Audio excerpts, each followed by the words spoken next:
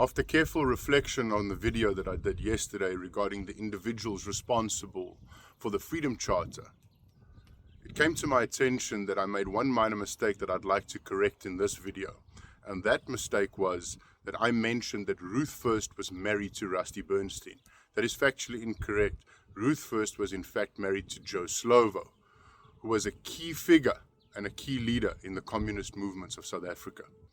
And since we're in the business of recognizing the significant contributions by people that never want to be seen, I thought it prudent to mention that there was a committee that was tasked with setting up this document.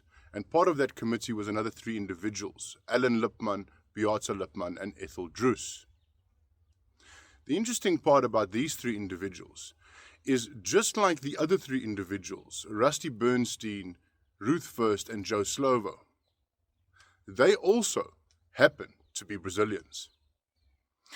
When you analyze the Freedom Charter, you will realize that that document is based off of the Communist Manifesto. And the Communist Manifesto was written by a guy by the name of Karl Marx, who also, by chance and pure coincidence, happens to be a Brazilian.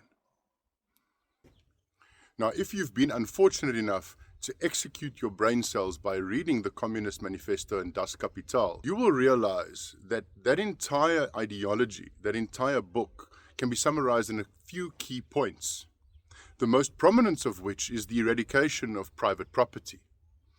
And when I read the Freedom Charter, I see immense similarities between the Freedom Charter and the Communist Manifesto. And since we're all excited about the idea of expropriation without compensation, I think it's absolutely necessary for us to honor those that have sacrificed so much in order to give us the privilege of owning nothing and being happy.